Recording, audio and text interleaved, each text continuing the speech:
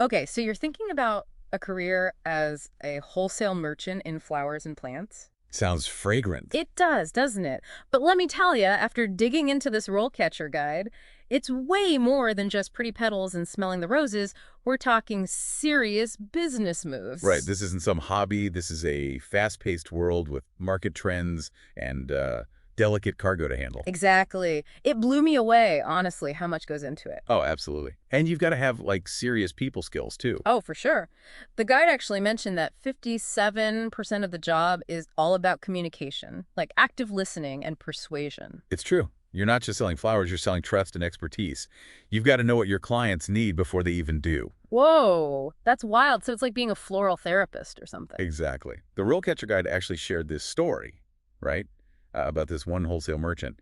They anticipated this huge demand for sunflowers. Sunflowers. Yeah, Yeah. based on like early social media trends. They pre-ordered this massive stock, and guess what? By the time everyone else realized it was a thing, they were like the only game in town. Whoa, that is some serious floral vision right there. Talk about a power move. Right. So yeah, you got to be business savvy, a trend spotter. Absolutely.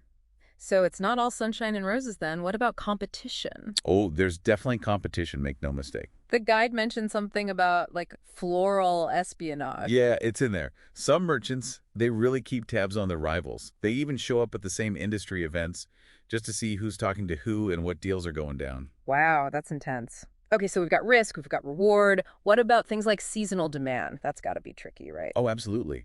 Especially for newcomers.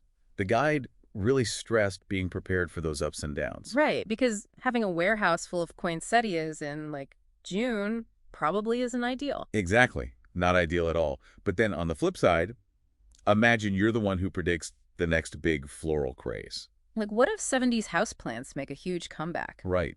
The earning potential in those moments Mm. could be massive. Okay, so big risks, but potentially big rewards too. That's the name of the game. And speaking of rewards, let's talk about what you can actually earn in this field. Because honestly, the earning potential is one of the most appealing aspects of this career path, according to the guide.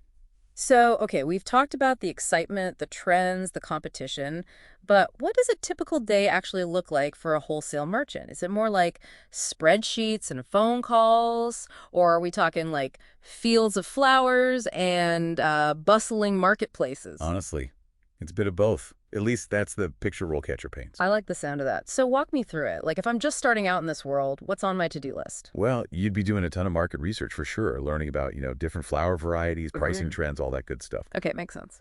Yeah, and the guide mentioned that a lot of newcomers, they're surprised by how much logistics is involved. Coordinating deliveries, managing inventory, it's a lot. So there's a lot more going on behind the scenes than people realize. It's not just about having an eye for a pretty flower. Exactly. What about when you like move up the ranks? Does the day-to-day change much for a more seasoned wholesale merchant? Oh, yeah. That's where things get really interesting.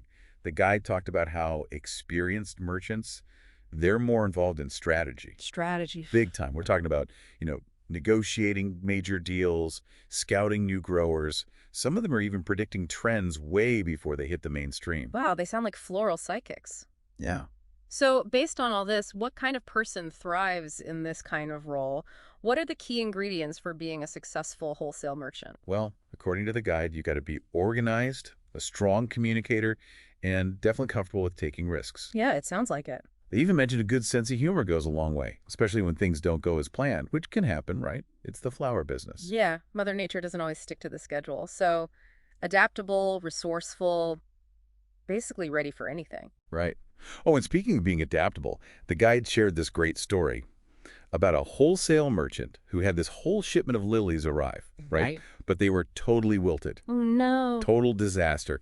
Turned out there was a refrigeration malfunction during shipping.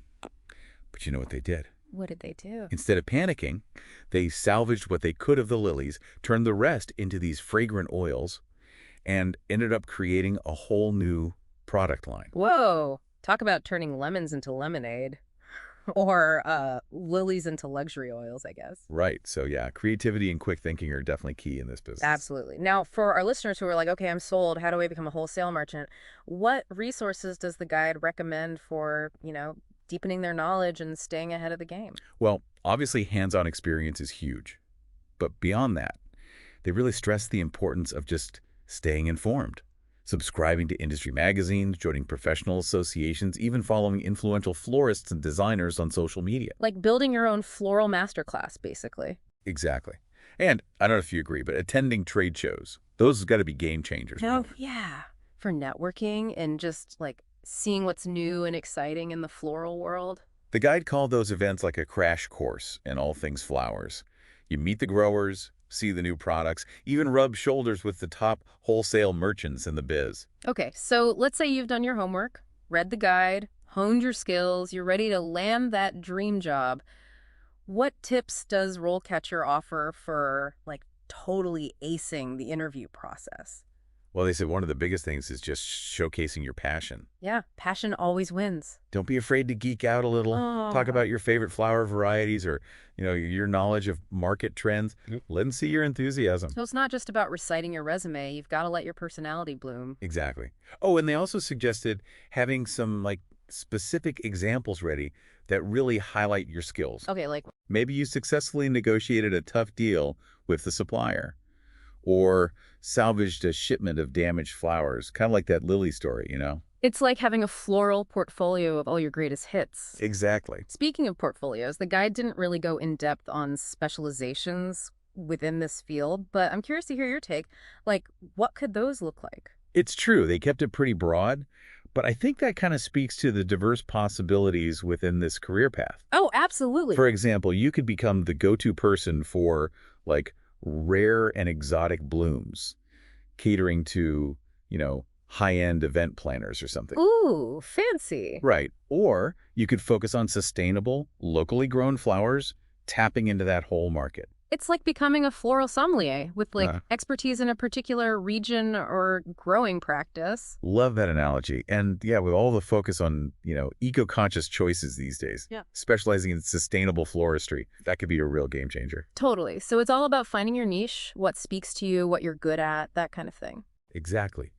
The guide even mentioned how some wholesale merchants, they use their expertise to eventually launch their own businesses. Certainly. Yeah, supplying specific types of flowers or catering to a niche clientele. So from negotiating deals to building your own floral empire, the possibilities are endless. They really are.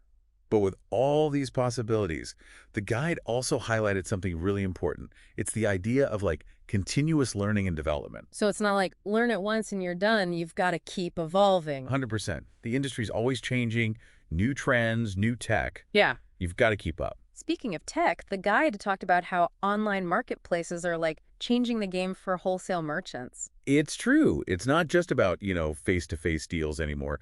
Some merchants are even using data analytics to predict what's going to be hot and automate their buying. Whoa, data-driven daisies, that's next level. It is. And that's why, even if you think you've made it, finding a mentor can be huge.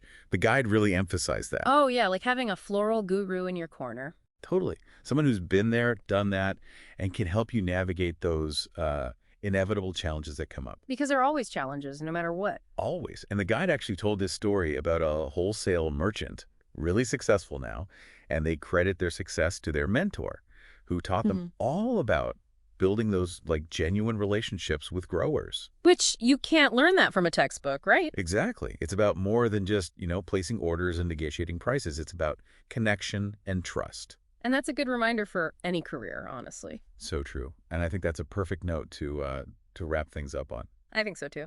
So there you have it. We've explored the ins and outs of being a wholesale merchant in flowers and plants. A surprisingly dynamic career path. It really is. From market trends to mentorship and, of course, those gorgeous flowers, it's a field with a lot to offer. Absolutely. And to all our listeners, we hope you found this deep dive insightful.